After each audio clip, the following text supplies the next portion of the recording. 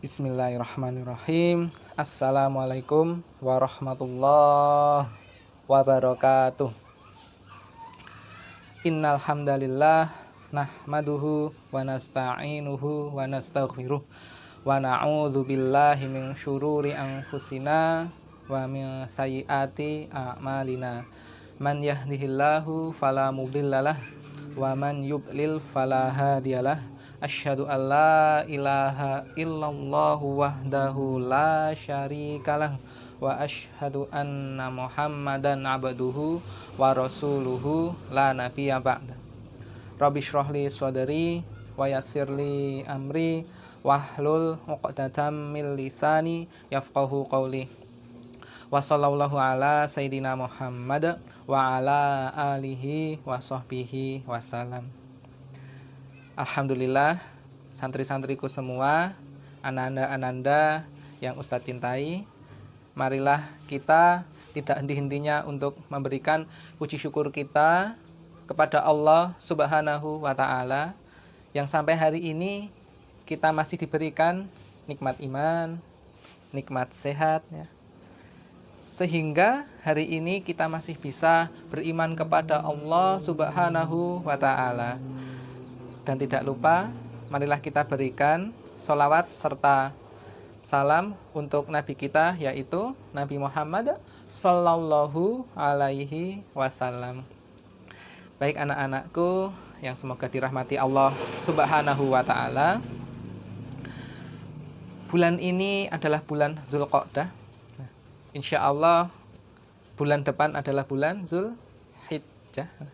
Bulan Zulqa'dah, bulan Zulhijjah, dan bulan Muharram adalah 3 bulan yang mulia dalam agama kita.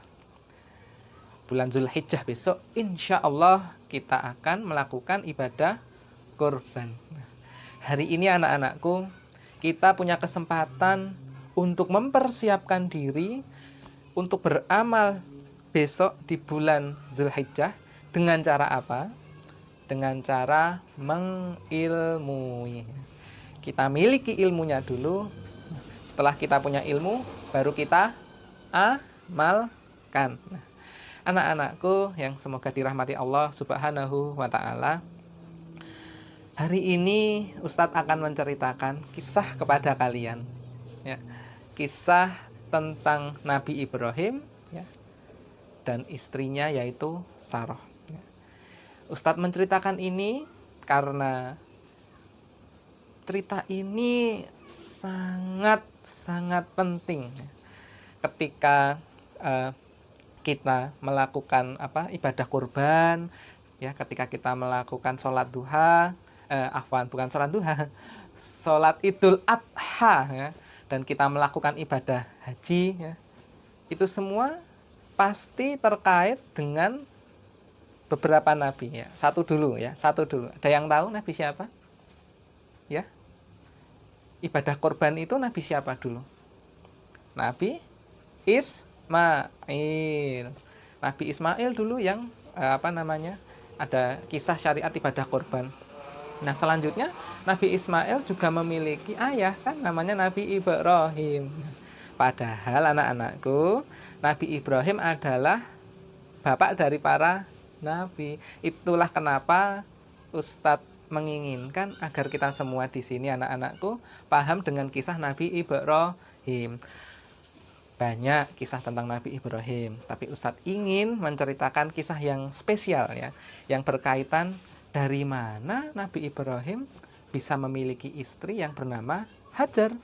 Lalu dari Nabi Ibrahim punya istri namanya Hajar, lalu punya anak namanya Nabi Ismail. Nah, Ustadz ingin menceritakan tentang hal itu.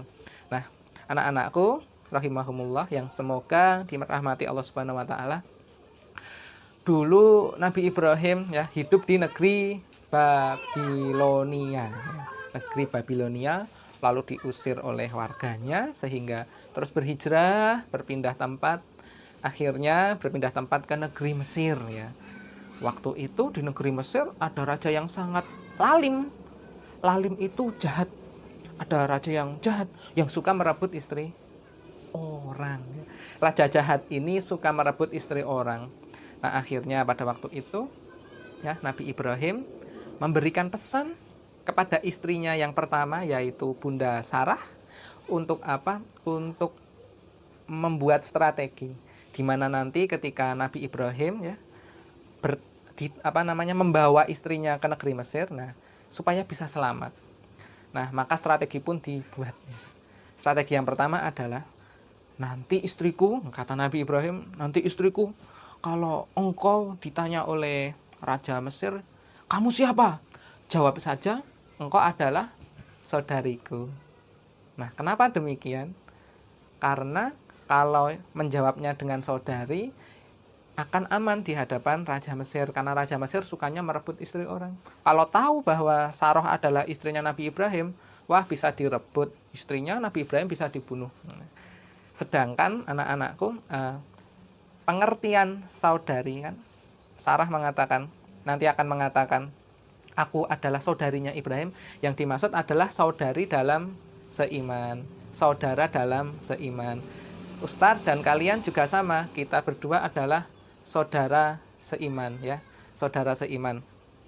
Jadi anak-anakku, kalau kalian ya, walaupun kalian bukan anak kandung Ustadz, tetapi kita bersaudara dalam seagama ya.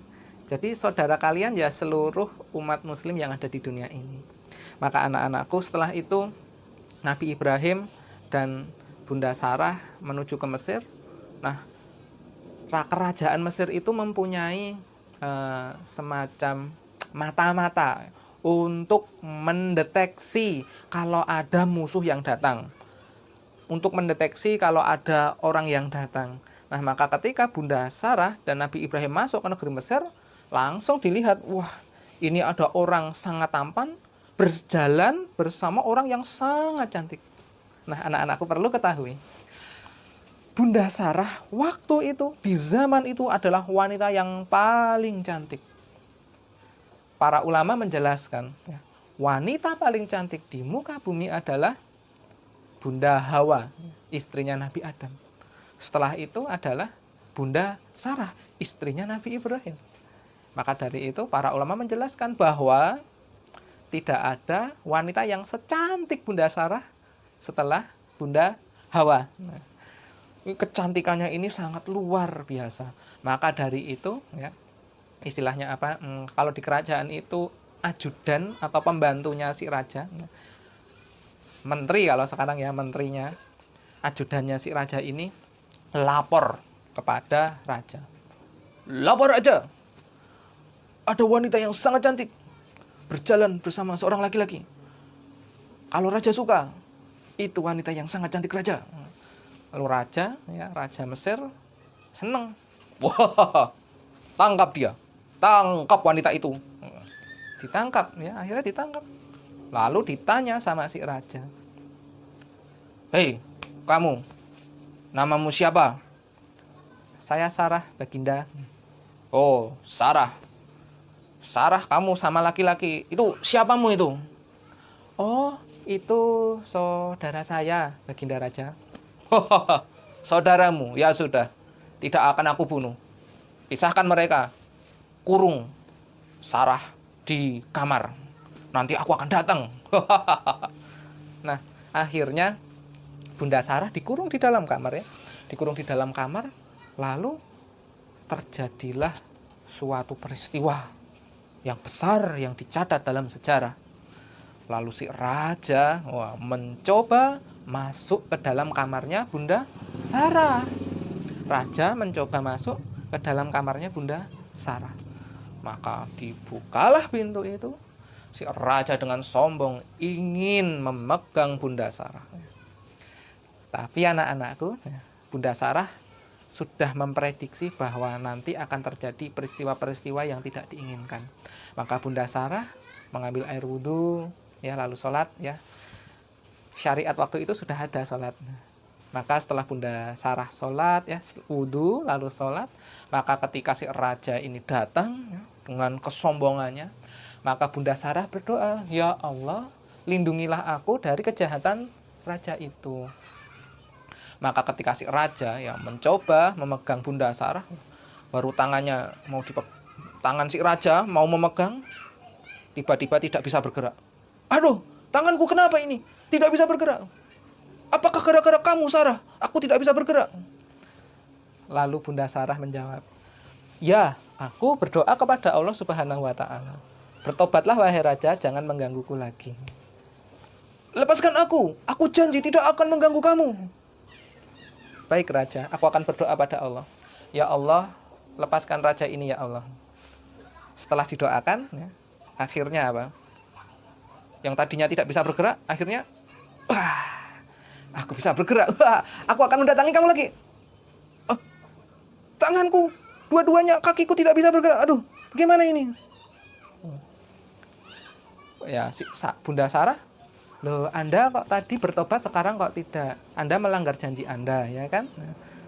Wah, gara-gara kamu, tolong lepaskan aku, Sarah. Aku janji tidak akan mengulangi lagi. Lalu Bunda Sarah berdoa lagi, ya Allah, lepaskanlah raja ini. Nah, setelah itu, setelah didoakan, lepas lagi. Wah, aku pasti bisa. Nah, di usaha yang selanjutnya ini, yang ke-3 sampai 4 kali ini, akhirnya si raja tidak bisa bergerak. Kakinya nggak bisa bergerak, tangan tidak bisa bergerak, bahkan lisan pun tidak bisa bergerak. Hanya, waduh, sulit sekali. Tobat, aku tobat. Sudah nggak bisa bergerak semuanya. Maka dari itu Bunda Sarah pun berdoa lagi, ya Allah, maafkanlah dia. Setelah itu, si raja yang awalnya tidak bisa bergerak lagi, akhirnya bisa bergerak. Lalu raja itu kapok, sangat-sangat kapok, dan sangat takut pada Bunda Sarah. Maka karena ketakutannya itu, akhirnya dipanggillah ajudannya tadi, yang menyarankan untuk mengambil Bunda Sarah. Hei, sini ajudanku. Wah, kamu salah mengambil orang. Ini Sarah bukan manusia ini. Wah, ini setan. Wah. Malah seperti itu. Saking takutnya ya. Padahal Bunda Sarah adalah wanita yang sangat solihah dan bertakwa pada Allah. Nah, raja merasa ketakutan. Jangan-jangan nanti ketika Bunda Sarah dilepaskan, lalu sampai ke rumah mendoakan lagi seperti tadi, nggak bisa gerak lagi. Wah, takut kan? Maka si raja akhirnya memberikan anaknya, yaitu Hajar. Kalau ada yang mengatakan Hajar ini adalah budak ya. Tapi dalam kisah dalam kisah Ibnu Katsir sudah dijelaskan bahwa ada seorang ulama yang meneliti bahwa sebenarnya Bunda Hajar ini bukan budak, tapi adalah anaknya si raja itu sebenarnya ya. Nah, kira-kira seperti itu. Dalam kisah ada beberapa pendapat ulama ya. Jadi Hajar ini lalu diberikan kepada Bunda Sarah sebagai sebagai pembantunya Bunda Sarah. Diberikanlah Hajar pada Bunda Sarah.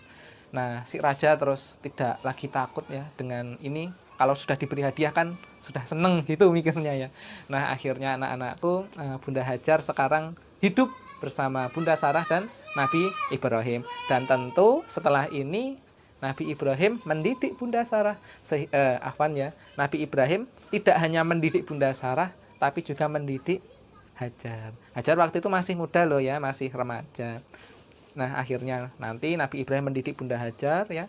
Lalu nanti dalam kisah selanjutnya, karena Bunda Sarah tidak memiliki anak, lalu Hajar ini diserahkan pada Nabi Ibrahim untuk dinikahi. Sehingga nanti lahirlah dari Nabi Ibrahim dan Bunda Hajar lahir siapa? Nabi Ismail. Baik anak-anak, itulah kisah yang bisa Ustadz sampaikan untuk kalian. Semoga kisah ini bisa membawa kebaikan buat kita semua. Di situ anak-anakku, ya tadi Ustadz lupa menyampaikan bahwa ketika Bunda Sarah tadi disekap di dalam kamar, sebenarnya Nabi Ibrahim juga berdoa, juga sholat di dalam ruangannya. Ya. Nah, inilah bentuk kesabaran seorang yang mengaku sebagai mukmin, sebagai orang yang beriman. Nah, anak-anakku, contohlah kesabaran dari Bunda Sarah dan Nabi Ibrahim ini dalam menjalani kehidupan. Semoga kita senantiasa dilindungi oleh Allah Subhanahu wa Ta'ala. Baik anak-anakku, marilah kita tutup dengan kafaratul majelis. Subhanakallahumma wa bihamdika asyhadu alla ilaha illa anta astaghfiruka wa atubu ilaih. Ustaz akhiri, billahi taufiq wal hidayah. Wassalamualaikum warahmatullahi wabarakatuh.